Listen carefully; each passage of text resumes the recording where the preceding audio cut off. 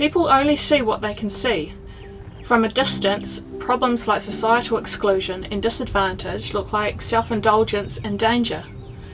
The only way for people to see these problems for what they really are is to get closer. But they are afraid or unwilling. People only see what they can see. I imagine that you've got a huge number of applications that showcase a number of initiatives with strategies to help disadvantaged youth. That there are some amazing applicants. In fact, I know there will be because we have met a few of them on the road in the last 6 months. Our project, however, is not about transforming youth, at least not directly. It's about transforming as many New Zealanders' attitudes as we can, so we can bring them closer so that they can see. Stop the Bus is an interactive film project which has been instigated by the Stop the Bus Charitable Trust. The Trust was established to raise awareness about child abuse in New Zealand and to educate people of what they can do to bring about change. This film project is the Trust's launch initiative to raise awareness in a bold but relatable manner. We really feel strongly that New Zealanders do want to do something to help our children, they just don't know what they can do.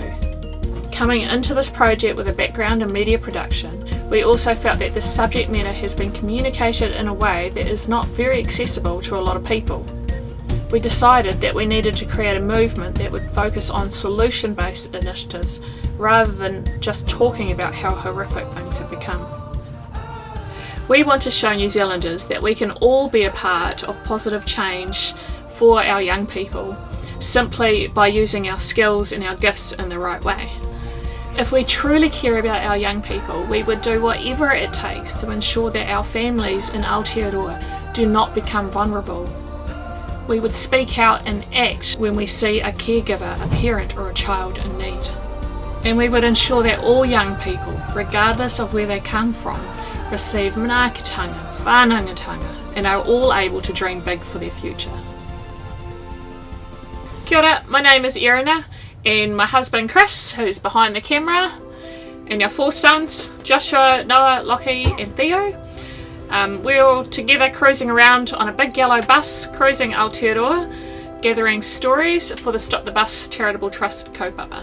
We get involved in various community activities. We meet the doers, the leaders and the many people of New Zealand who are active in bringing value and change for our young people. We also hear about the real stuff, the hard stuff. We need to show why these initiatives are vital to our communities. We seek to address the issue of child abuse in a way that switches the discussion from one that leaves us feeling hopeless to one that leaves us feeling hopeful. We know that small acts of kindnesses can be as powerful as big systems. So, can you imagine hundreds and thousands of New Zealanders creating these acts of kindness for the sake of our tamariki and rangatahi? We could transform a nation. This project was motivated by a ridiculous and ambitious idea to have people from all walks of life linking arms right across the length of New Zealand. Because to make a difference, it takes us all. We know this by itself won't fix the problem, but in our modern era of media bombardment, we need to get bold. A bold gesture to symbolise that we can all be a part of the change for the young people within our communities. We are crazy and hopeful for our country and believe that together we can do this. Do you remember that feeling of winning the Rugby World Cup? Or the telethon that would run back in the 80s when we all tuned in to support a chosen charity? Those rare moments where we unite as a nation for a common cause. Imagine if we could unite our country together on this one thing. We want this movement to be so big that it is forever etched as a time in New Zealand history where we as a nation stood together and committed to valuing our young people of Aotearoa. This of course will become a powerful centrepiece for the Stop the Bus film project. This is a project driven by technology. Because we are travelling and editing constantly, we've had to overcome many hurdles to achieve this. A portable editing suite powered by a bus that is often not plugged in, limited internet access wherever we go, and storing many terabytes of footage and backing it up. We know that people relate to people, not brands.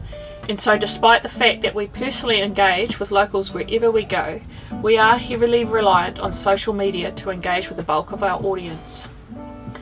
To engage and influence, we need to be personable and tactical in the content that we post. We use the hashtag StopTheBusNZ and hashtag StopTheAbuse, and people get in touch with us via social media to tell us where we should go or who we should see. Technology allows our audience to journey with us. To create the Link Arms initiative across New Zealand, we will professionally film 6 events at different locations in September and October this year. We will then challenge all other communities in Aotearoa to get out and link arms. They can film it with their phones and send us the footage. They might do this on their street, in their town centre, at a sports club, within their whānau, anywhere. We want this campaign to go viral for New Zealand. We piloted a Link Arms event in Te Awamutu mid last year to see if we could pull one off. We organised it in 2 weeks and 800 people came out and linked arms down our main street. Everybody went home with a pack of information for our local support places, how they could get help and how they could get help for somebody else. It's about one of the most fantastic things I think that I've ever been to. Actually, and I've never been there to do anything like this before. This could be incredibly moving for all of New Zealand and symbolic for us working together for the sake of our tamariki. We of course cannot give exact numbers for how many young people this could affect, but as we promote the awesome stories and initiatives that are working within communities, we hope that more people can be empowered to take action. We currently have 8,000 people following our journey through social media, and since the beginning of May 2017 we have had over 400,000 video views. We have had feedback from people who have sought help for a child as a result of the information that we have shared. One child's life change is enough, but if we can influence the attitudes of many New Zealanders, then we could change thousands of children's lives. Stop the Bus seeks to be bold and creative in all projects to raise awareness of child abuse. This is our inaugural project and designed to get national attention. We want to partner with organisations who don't just hand out money because we tick the right boxes, but with organisations who genuinely care about our cause. Our time frame. So, our family are currently on the road gathering stories until July 2018.